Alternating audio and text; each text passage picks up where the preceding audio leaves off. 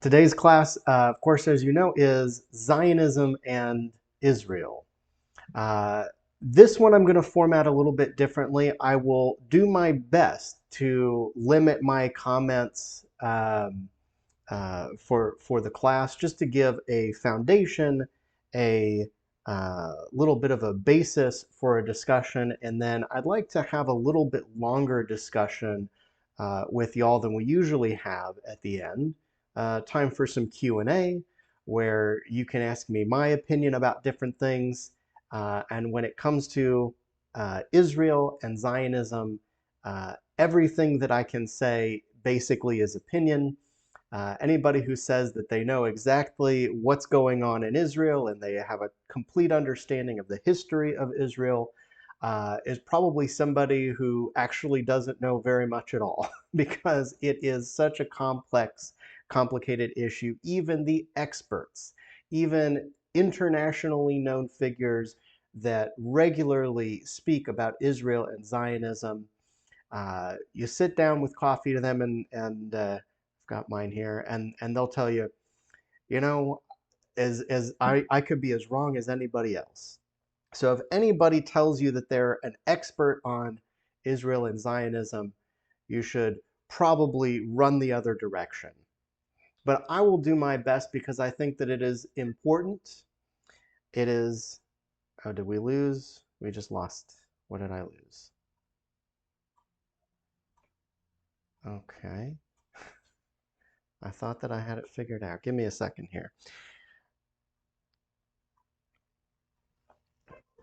Let's try this again.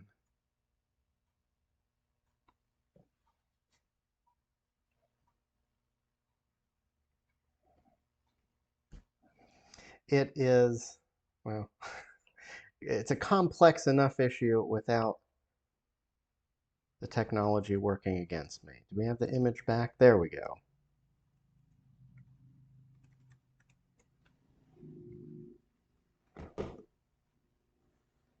All right. Once again, thank you for bearing with me. So I will do my best to describe why I believe that Israel and Zionism are important to the foundation of Judaism, which is why we're talking about it here in an Introduction to Judaism course. This is going to be a very brief introduction to Israel and Zionism. Basically, any 1 minute that I spend during this discussion could probably be an entire year-long class. So take this with a grain of salt. Understand that this is a simplification of a lot of different complex things that are going on in terms of history, in terms of politics, in terms of ideologies. Everything that we're talking about here is subject to my own interpretation. That's my disclaimer, that's my asterisk at the beginning, so nobody can hold it against me, although I certainly would understand if you have a different perspective. As they say, if you've got two Jews in a room, you've got three opinions.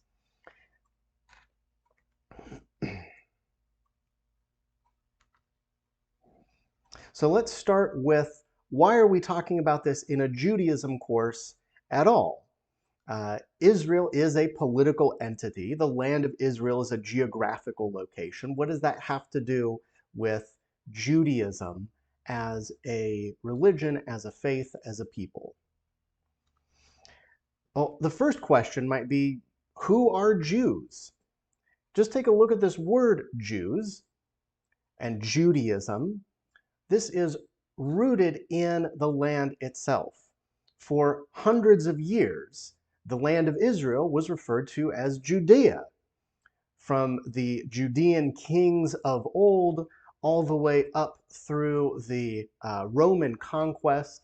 This area of earth was referred to as Judea, and that's where the name Jew comes from. That's where we get this idea, because, and it's not just a linguistic signifier, it also tells us something about who we are. That we are people who have roots in Judea, in the practices of the land of Judea, in the that is where we became the people that we are today. Israel and Jerusalem play a significant role in Jewish life. Whether you're in Israel or in Jerusalem, or whether you're thousands of miles away, when we speak about our peoplehood, when we speak about our roots, when someone says, "Where is your family from?" Well, very often you'll say, "Oh, my family's from, Ukraine, my family's from Morocco, my family's from South America," whatever the case might be. And yet, for Jews, we all know that that was a way station on the way to where we are now, that really we all began, our entire Jewish civilization began and is firmly rooted in Israel, and in particular in Jerusalem. At one point in our history, Jerusalem was the only place where we could pray to God fully. That's why we built the temple there. And even today, we still have that strong connection.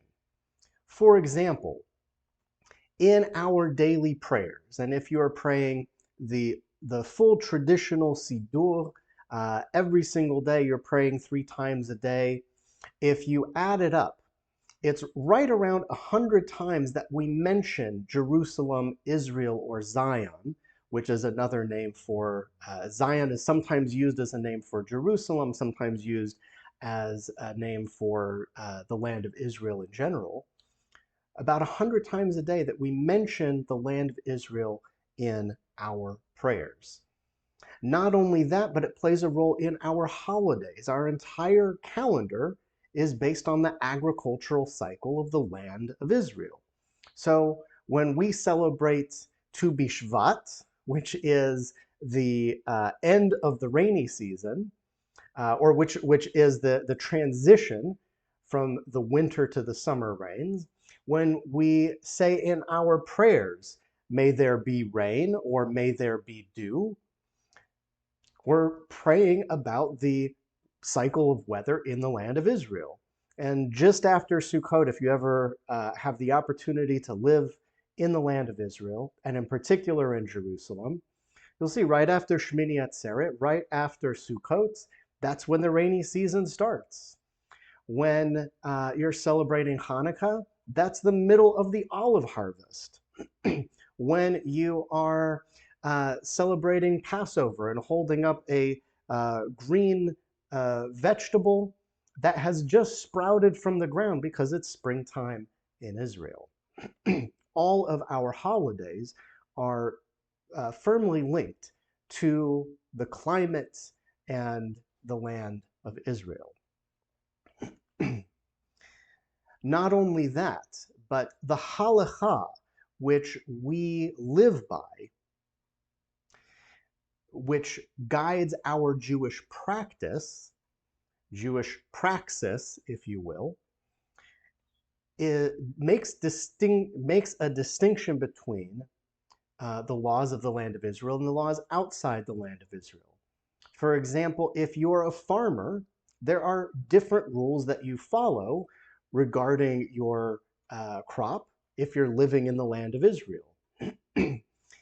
Your prayers on a daily basis might be different if you're in the land of Israel. There are certain prayers that you only say when you're in Israel, and in the diaspora, anywhere outside the land of Israel, we either don't say those prayers or we only say them at a particular time rather than in our daily prayers. So the land of Israel is marked as a distinct land in every area of Judaism. Excuse me. Here's a list of some famous Jews who are buried in Israel, and I think that you'll see why in just a moment. This again talks about our connection to the land. If you have a connection to a place, if you live in a place, odds are that's where you want to be buried. You want to be near your family. You want to be near the places that are important to you. and take a look at the people throughout history who have chosen to be buried in the land of Israel. Going all the way back to the very first Jew, Abraham and Sarah, they're buried in the land of Israel. And in fact, there's one tomb, it's located in Hebron. There's one tomb that you can go to, and you can see the burial place of Abraham, Isaac, Jacob, Sarah, Rebecca, and Leah. Uh, if you want to see Rachel's grave, that's located in Bethlehem. That's in a different part of Israel, but she could be on this list as well. It's going back to around 2000 BCE, give or take. That's what the little C means, circa. That means about. Joseph, you know, the famous guy with the Technicolor Dreamcoats, buried in Israel. That's around 1445 BCE. Samson, you know, the big muscly guy with the long hair. Samson is also buried in Israel. King David, now we're talking about uh, just under 1,000 years BCE. King David is also buried in Israel. These are all tombs that you can go to and visit and see if you go to Israel. The prophet Habakkuk, now we're talking 600 BCE, buried in Israel. Honi HaMe'agel, you remember Honi the circle drawer? We have lots of great stories about Honi. He draws a circle on the ground, he makes it rain, he falls asleep for 70 years. All of these famous stories about a real figure. I don't know if the stories themselves are true, but Honi is also buried in Israel. Now we're talking around the 1st century BCE. Rabbi Akiva. If you came to the lunch and learn this past lunch and learn, you learned all about the life of Rabbi Akiva, from growing up as a poor shepherd to having maybe the most devoted wife in the world, to raising up thousands, tens of thousands of students, according to his teachings, to his tragic martyrdom in 135. That's of the Common Era. Do I need to talk about BCE and CE? This you're familiar with, right? Okay. Rabbi Akiva, you can also go to his tomb in Israel. Yehuda Hanasi, this is around 217.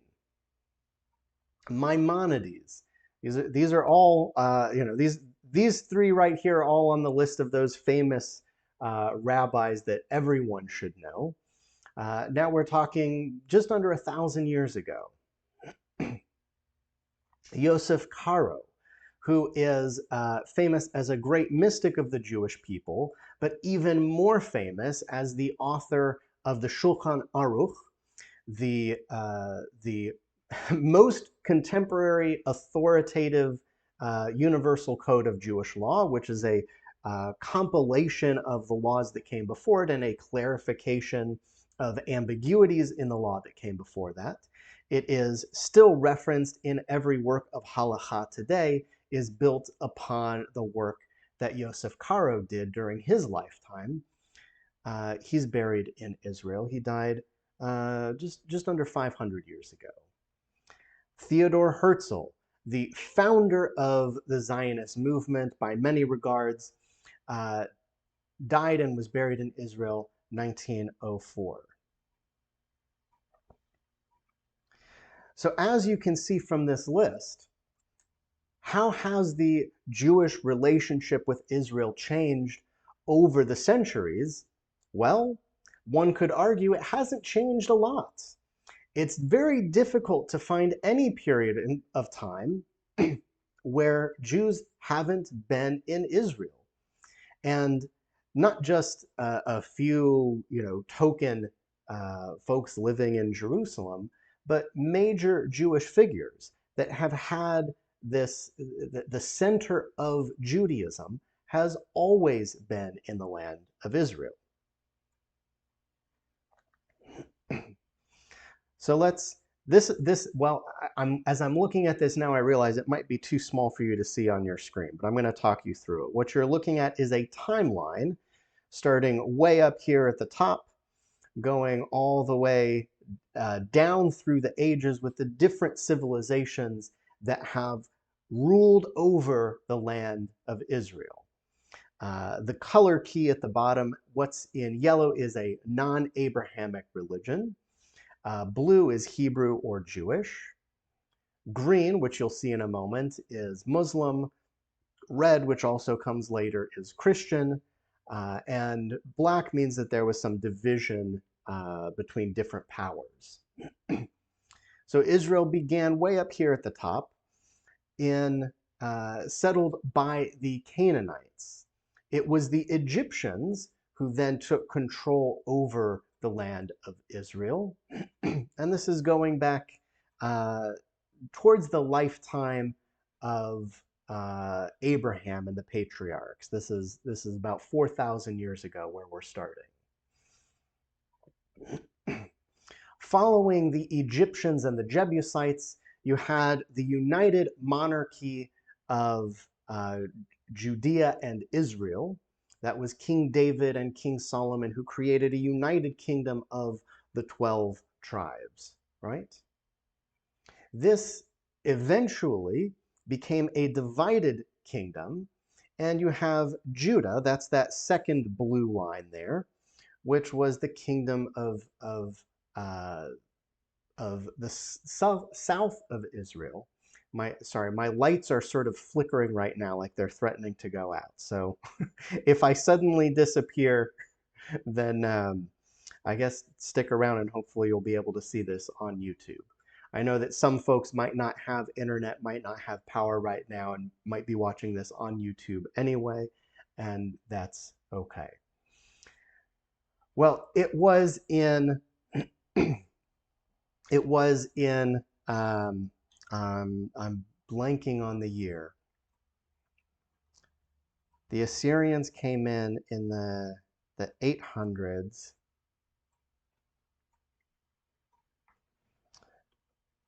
I'm going to have to take a peek at my notes.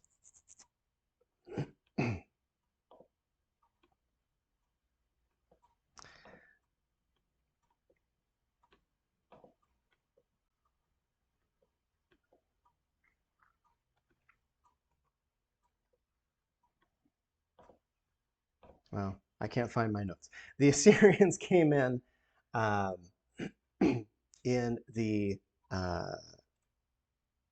8th century BCE and took over the land of Israel. All right, something strange is going on. There we go. Sorry about that.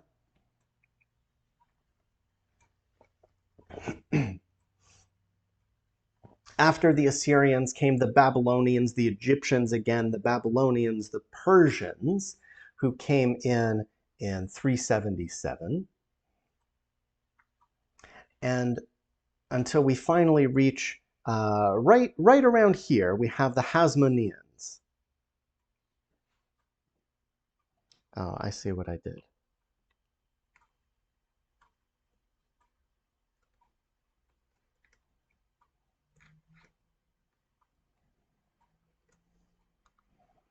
There we go. So right around here we have the Hasmonean kingdom. Those are the Maccabees, right? You know the story of the Maccabees, the story of Hanukkah. They achieved about a century of independence from outside rule before the Romans came in. In fact, if you were at my class this past winter, we're still in winter. If you took my class a couple months ago about the true story of Hanukkah, you know that the Hasmoneans formulated a special relationship with the Romans to get rid of the Seleucid Greeks. Well, the Romans came in, they took over in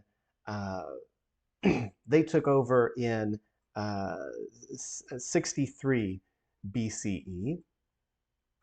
And they ruled for quite a long time until the Byzantines came in. That's the red one here. This is the first time that a Christian empire conquered the land of Israel, because Christians said this is also our holy land. In fact, the term holy land was originated by Christians. For us, it was always the land, haaretz. You can see there are a lot of very short periods of back and forth, especially between the various Muslim empires, the Umayyads, Abbasids, the Fatimid, all of these different empires which ruled over the land of Israel, and this chart specifically is Jerusalem, over different periods. That is followed by the Crusaders, who came in a little bit later. They formed the Kingdom of Jerusalem. And there was some more back and forth between the Christians and the Muslims until the Ottomans came along. And under the Ottoman Empire, which lasted nearly 500 years, the land of Israel was relatively stable. It was after World War I that the British were able to come in. They took control of the land of Israel until the time of Israeli independence, which you see right down here. This little blue line at the bottom is Israeli independence. So as you look at this, there are relatively few periods where the land of Israel has been actually controlled by the Jewish people. You might also notice that all of these empires, except for the Jews, are external powers. Other than the Jewish people, you have to go all the way back to the Canaanites and the Jebusites before you find any other people that independently lived in and ruled the land of Israel.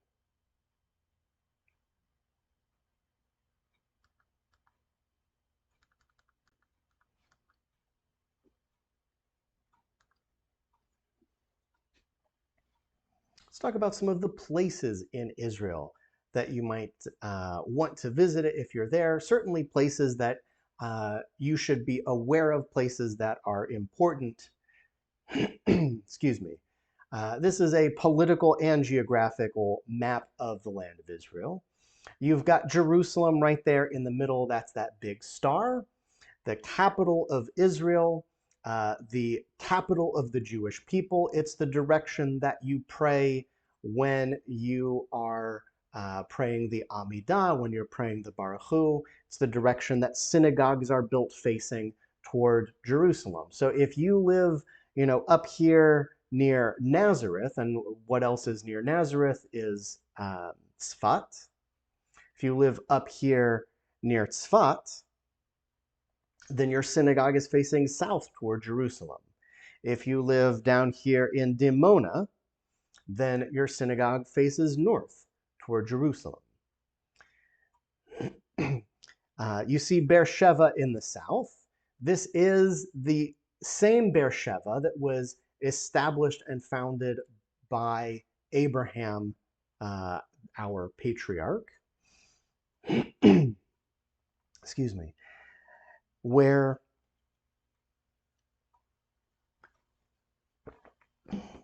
you can find very old archaeology in many of these cities, in Jerusalem, in Beersheba, in Tzfat, in excuse me, in Tiberias, which is up here, right along the Sea of Galilee. It's labeled here.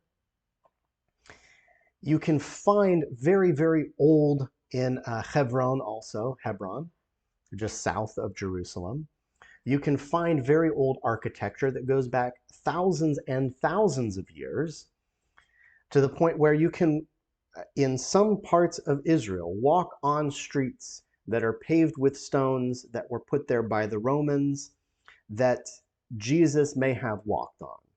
Where you can, not only that, but there are parts of Israel where you can walk on streets paved with stones that David might have walked on 1,000 years before that. It's truly a humbling experience. If you've never been, uh, it's difficult to describe what it feels like to be standing on stones, paving a street that's been there for 3,000 years. Along the Mediterranean coast, you have at the south, you have Gaza Strip, which has been, at least of late, a source of great chaos in the region. Moving up north along the coast, you eventually get to Tel Aviv, which is Israel's largest city. This area is kind of referred to as the center of Israel, the Tel Aviv-Jerusalem corridor, these coastal cities that really form one major metropolitan area, to the point where it's almost as though these small cities are all like suburbs of Tel Aviv, although they each have their own unique character. Moving up north along the coast, you reach Haifa, which is a major industrial city. One of my favorite things about Haifa is that it is a wonderful example of a large city where Jews and Muslims and others live as neighbors peacefully.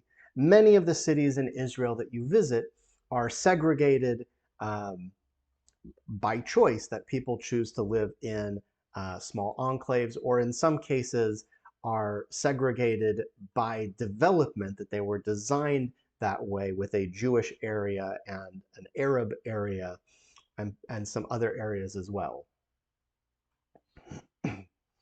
But in Haifa, you also find beautiful gardens, including the famous gardens of the Baha'i Temple, that you can find pictures of all of these things online. Maybe one day we'll do a virtual tour of Israel. At the very north, you have Har Hermon. That's that little yellow triangle. You can go skiing there if you'd like, overlooking the Golan Heights. And way down here at the very southern tip, you find Eilat. That is where you can go scuba diving. It's a wonderful resort city right along the Red Sea. There are many more places in Israel that I would love to talk about, but that gives you a little bit of an overview.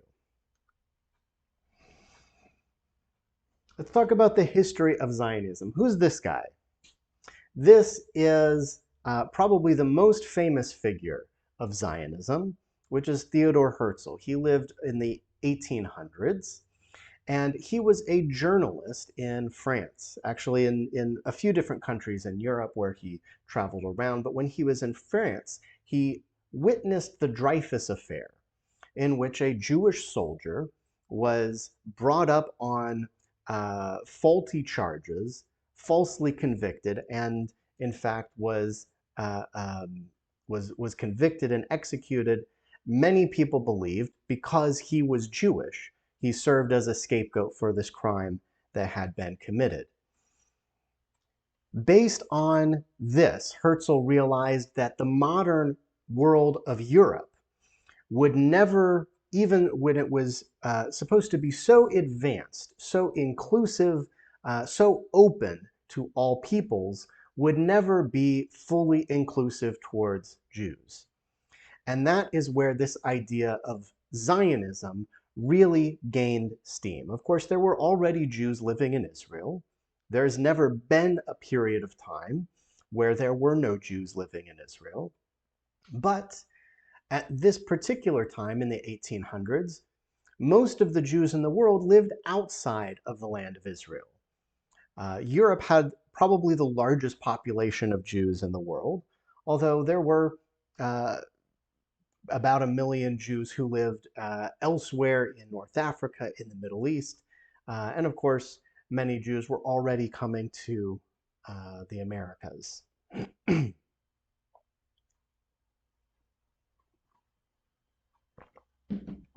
This was a time when many national groups, many ethnic groups, were seeking to establish their own nations in their own land.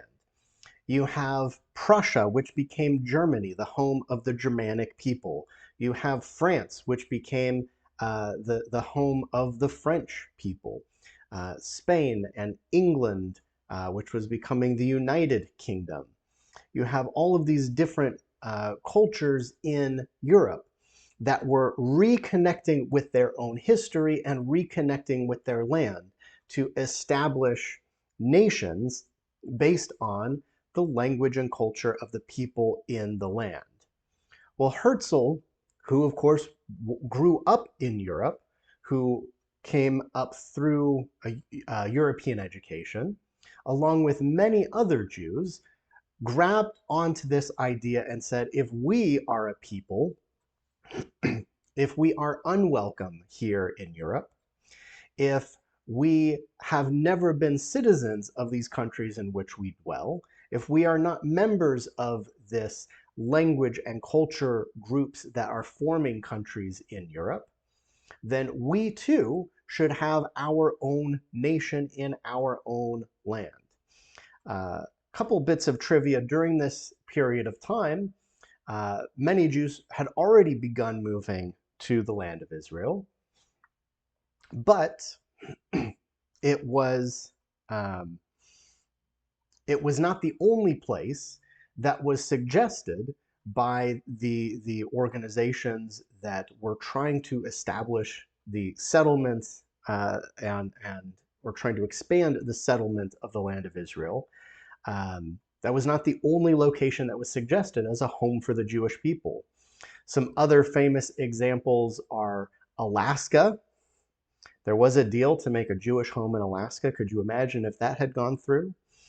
Um, and there was a famous deal for an area in Africa, which could become the Jewish homeland in Africa. There was one in South America. Actually, there were several in different parts of the world.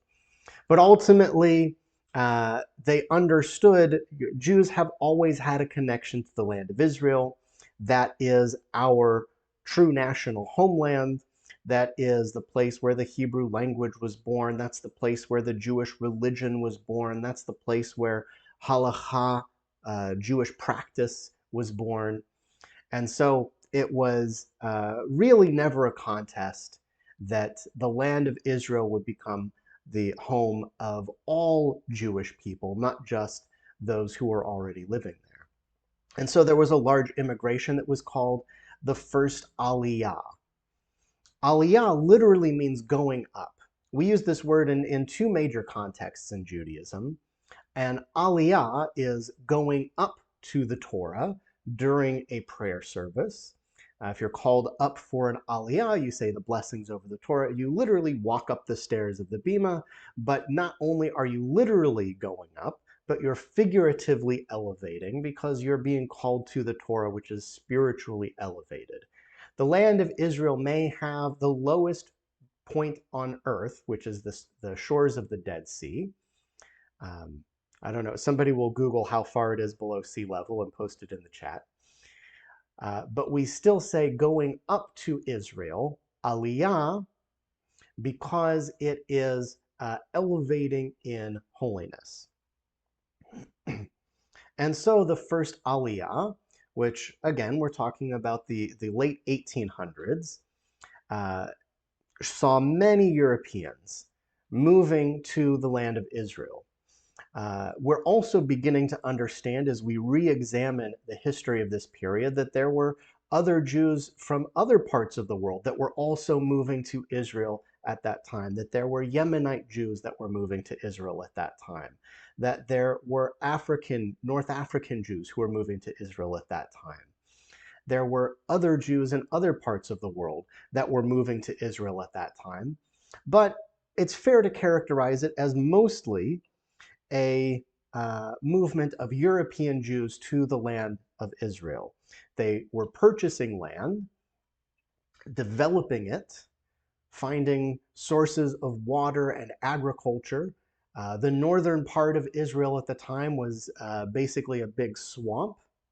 The southern part of Israel at that time was basically a big desert. But using ingenuity and sacrifice, many of these early settlements were able to endure in these difficult places by transforming the environment in some way or another. This spirit of innovation lives on in Israel today. Eventually, when you had all of these different people from all these different countries all over the world living in one place, a common language had to be developed. And it was Israel ben Eliezer um, who was the major proponent of Hebrew as the national language of the Jewish people. Most Jewish people already spoke a little bit of Hebrew. Chances are, if you're in this class, you already know at least a few words in Hebrew. Probably know Shabbat, Shalom. You might even, if you're a little bit more advanced, you might even know Echad, Shtaim, Shalosh. You've got a basic Hebrew vocabulary, and so schools were started to teach Hebrew, and it quickly spread as the national language of the Jewish people.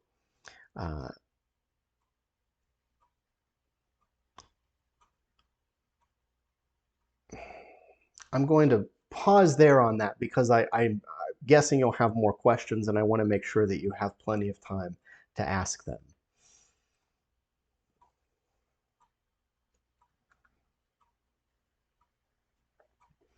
Around the world, and in particular in Israel and in the United States, there are numerous organizations that do important work maintaining this connection to Israel and this development of Israel.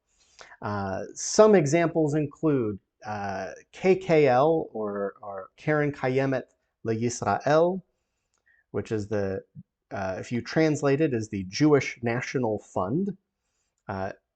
It's related to the organization you see down here towards the bottom, Jewish National Fund, which is the name of the English language, mostly North American branch, although they're not just in North America. You have Hadassah, which has a very prominent branch here in McAllen. It's the Zionist Women's Organization. It was established as a mutual aid organization, built most famously the Hadassah Hospital in Jerusalem, but provided for medical care and basic needs of people living in the land of Israel. You have Jewish Agency for Israel, which is a fundraising arm and a fund allocation arm. You've got organizations that are very mainstream, and you've got organizations that are fundamentalist, like the ZOA, Zionist Organization of America, which is very fundamentalist in its politics and its views of Israel. So really you have a huge range of different organizations that do a lot of different types of work in Israel.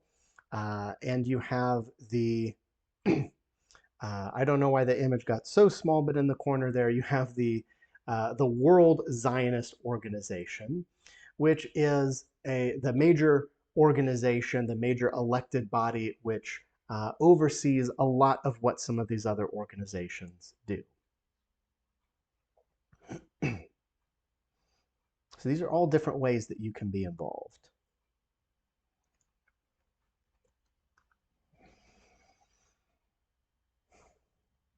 I'm going to go pretty quickly through the history of the state of Israel, which is framed in a major way by the wars that have been fought. In 1948, this is following the Holocaust. In Europe, there were DP camps, displaced persons, with hundreds of thousands of Jews who had no homes to return to because Jewish towns in Europe had been decimated, wiped out. There are stories of people who escaped the camps and went back to their childhood homes, and there were other families living there. And so in these displaced person camps, Europe was faced with the question of what do we do with all of these people? Well, believe it or not, they asked everybody who was living in these DP camps, what do you want? Where do you want to live? What do you want to do? And by a wide majority, they said, let us go to the land of Israel. And so because of that pressure and because of this 100-year-old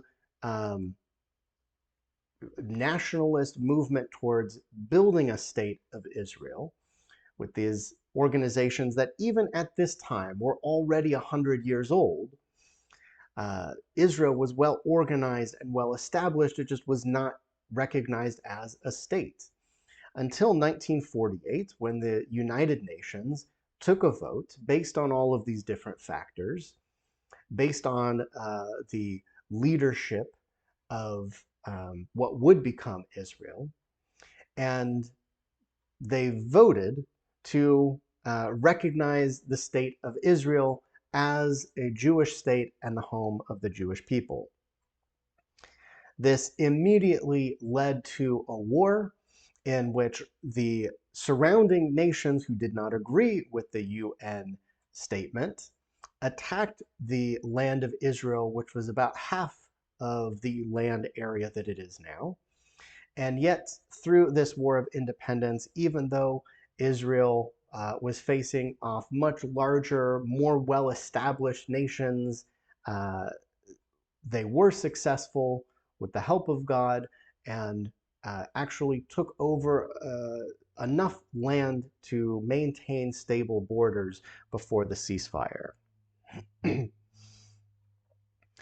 1956, again, several major Arab nations were campaigning towards a war against Israel in order to retake the lands and possibly even take over all of Israel and establish it as an Arab state of Palestine. In response to this buildup of arms and aggression, Israel fought the Suez Canal campaign, taking all of the Sinai Peninsula, doubling the land area of Israel. Most of this land was given back to Egypt in exchange for peace. This is the beginning of the land for peace policy in Israel. And the peace between Egypt and Israel, even through many political changes, has remained relatively stable since 1956.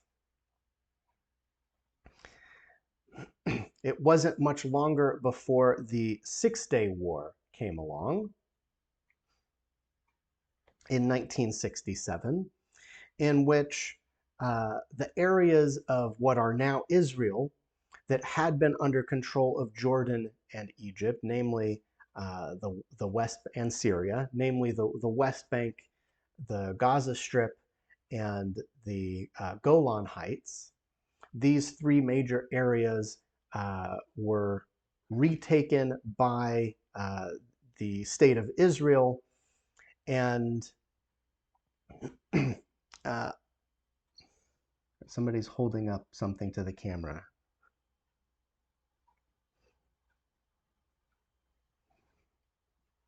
If you have a question or a comment, hold it just a moment as we're moving forward. At the end of the Six-Day War, it's called that because it was 6 days long, and in this campaign, Israel was able to again defeat many larger, more well-organized armies, and the great significance is that Jerusalem was, or one of the significant points is that Jerusalem was reunified. The armistice lines of, I'm sorry, I'm getting ahead of myself. In the Yom Kippur War in 1973, Jerusalem was reunified, and the armistice lines from the previous war were, which split the city of Jerusalem in half, were all but erased, and it became uh, one unified city again. In the 1980s was the first Lebanon War, in which there continues to be difficulty between Israel and Lebanon, and in particular, a group that operates in Lebanon, which is Hezbollah, and continues to amass rockets aimed at Israel. The world significance of this war is that Israel, in this case, was no longer viewed as the scrappy underdog in world politics, but now was seen as a legitimate regional power. Much like World War I established the United States as a significant regional and world power, the First Lebanon War established Israel as a nation that truly could take care of its own and influence international politics as well. Of course, the modern state of Israel, this is a very famous landmark in Tel Aviv, the Azrieli Towers. There are some offices in here, but most of what you're seeing here is one giant shopping mall. The bottom is like a train station. And this, although it's not so modern anymore, it's been there many decades, is a symbol of modern Israeli life. This is in Tel Aviv. I don't know if I mentioned that.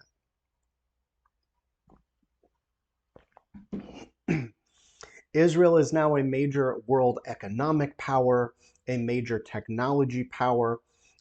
You may have heard that Israel has more entrepreneurs per capita than any other country, more patents per capita than almost any other country, more Nobel Prizes per capita than any other country. That, in fact, more Nobel Prizes, I'm doing this off the top of my head, so somebody will correct me if I'm wrong. I believe more Nobel Prizes total, even though it's a very small nation, more Nobel Prizes total than almost any other country. I think they're number 2 or 3 in the total number of Nobel Prizes, Nobel laureates. So Israel is now a major financial, technological, innovative center, and also a major humanitarian center. Whenever there's a disaster in the world, Israel is usually one of the very first nations to respond, to send people, often through the IDF, often through, which is the Israel Defense Force, often through other organizations like Magen David Adom, which is the Israeli version of Red Cross, sending folks out all over the world to respond to natural disasters and to take care of people all over the world. I'm going to stop there so that we have time for questions. If you're watching this on YouTube and you have questions, you can always reach out to me directly. But I'm going to stop the recording here.